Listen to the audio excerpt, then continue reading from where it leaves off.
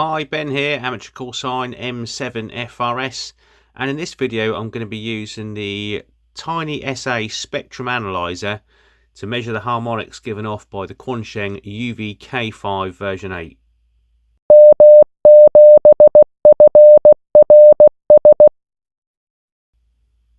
Okay, I'm going to start off by measuring the 2 meter band, and we're going to start on 145.5 megahertz, which is the 2 meter FM call-in frequency.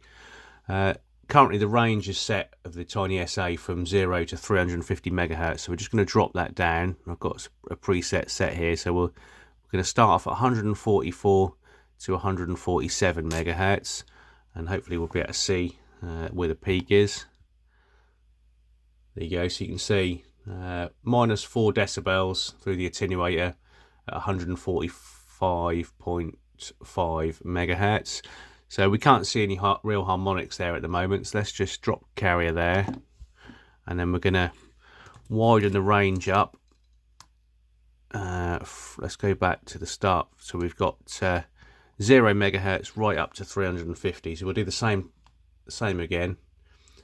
You can see in the marker there is showing at 145.4 megahertz, 0.3, 0.4, just twitching about there. That's just because of the accuracy of the marker.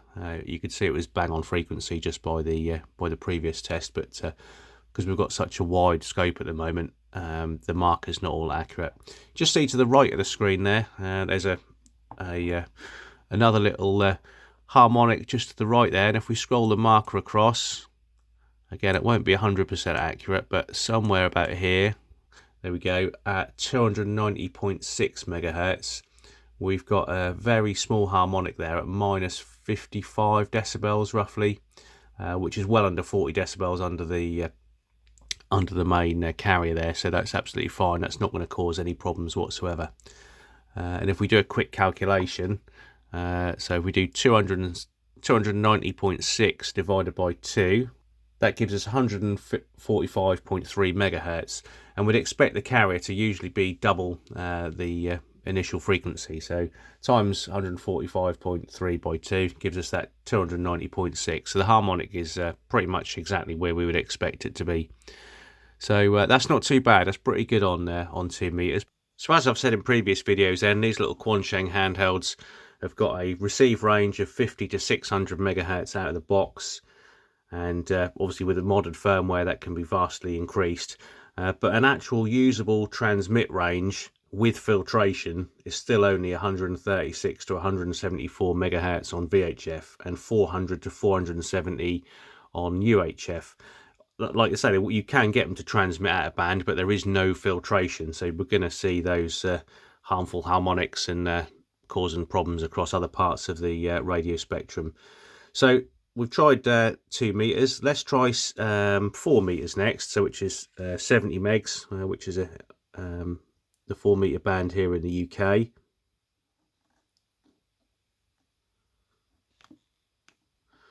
So we're now on 70.4 megahertz, and we've still got a range of 0 to 350 megahertz on the TinySA.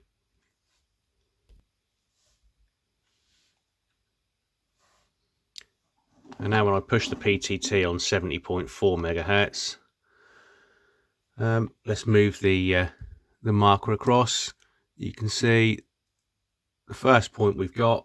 Again, it's not going to be completely accurate because of the size of the screen that we're looking at, but it's saying 70.2 megahertz that we're putting out minus 29, nearly minus 30 decibels. So it's not fantastic there, but you can see that if we scroll across to about 140, about 140 megahertz. So again, double the frequency. That's going to be our first harmonic.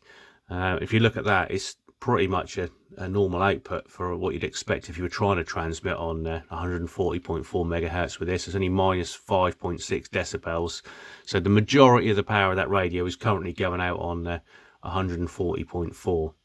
Again, those filters, well, there is no filtering, so there's nothing there to actually filter out that harmonic, and the amplifier in the radio is wanting to transmit on that frequency basically, so that's where the majority of the power is going. So although you'd be a little bit of power going out on 70.4, you'd actually be putting out a much stronger signal on 140.4 megahertz. And if we scroll across to the next point, you can see that again 210, so almost double that again is the second harmonic. Still quite a lot of power there. It's not great, but you're still going to be causing problems there. Still only minus 24, so it's not as powerful as the first harmonic, but still putting out more power on that frequency than it is on the actual frequency that we were trying to transmit on in the first place. And then we'll scroll across and you can see there's another one there at around about 282 megahertz. So again, we can be causing problems with perhaps military airband around these sort of places. I'm not entirely sure where that starts and stops, but again, anything in the 200s is sort of close to military airband, so we could be causing problems there. So the next band to try then would be the 6 meter band. So I'm on a 6 meter simplex frequency, so I've set the radio to 51.49 megahertz on FM, and we'll do the same test again.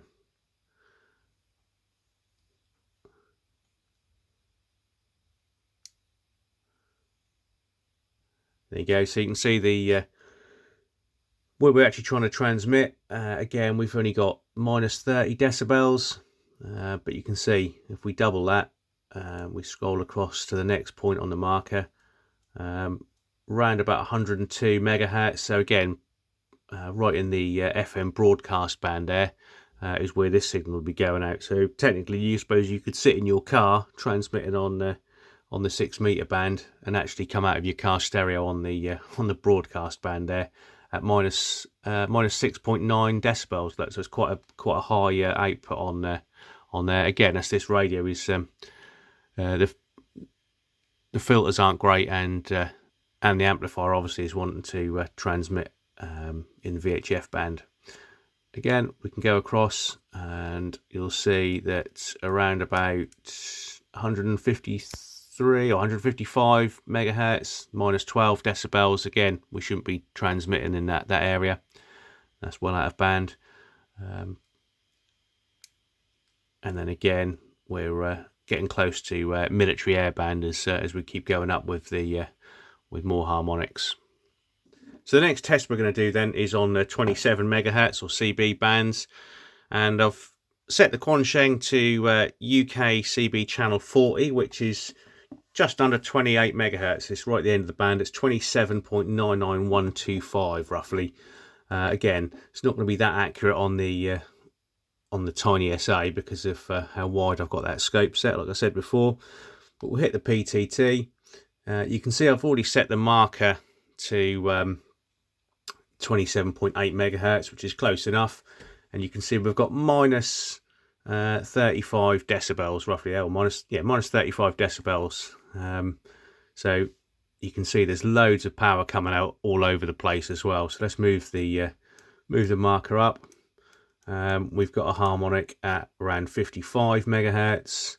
We've got one around 83 and a half megahertz, and then this is the worrying one. You can see at 112.6, which is bang in the middle of the air band, we've got minus 11 decibels. So we could quite easily be heard on board an aeroplane there with minus 11 decibels. You're probably not going to get very far at all on 27 megahertz, but on the airband, we're certainly going to be causing problems, which is, hopefully this will just reiterate why we shouldn't be using these radios out of band. They're great for experimenting and playing with, fantastic for using within the frequencies they're designed for on transmit. So they're great for receiving, but yeah, don't try and transmit outside of the VHF and UHF bands that they're designed for, basically. As we scroll along, same again, like you can see we've got a harmonic at 140 and so on. There's harmonics absolutely all over the place, so it's not going to do the radio any good, not going to do the antenna any good. So yeah, just a little reminder not to transmit outside of any of the bands that they're not designed for. So just for comparison then, I've connected up this old Eurosonic ES200 CB. So that's an old 1990s bit of kit, but it's obviously got the proper filtration in, and we'll just do the same test again on same channel 40, and you'll see the difference. There you go. Really clean signal. That we're still showing from 0 megahertz to 350 megahertz on the screen there. You can see we've got a nice clean signal out on around about 27.8. There's literally no harmonics there whatsoever. Nice clean signal. So and that's minus 13.7 decibels as well, and I've got this on low power, so we could probably increase that. There you go. Let's put it on 4 watts, and we're minus 4.7 decibels there now. So I suppose the moral of the story is, if you want a CB, buy a CB. Don't use a Quansheng UV-K5 or anything similar. Hope that's been another useful video. Until the next time, 7-3, and remember to like and subscribe. Cheers.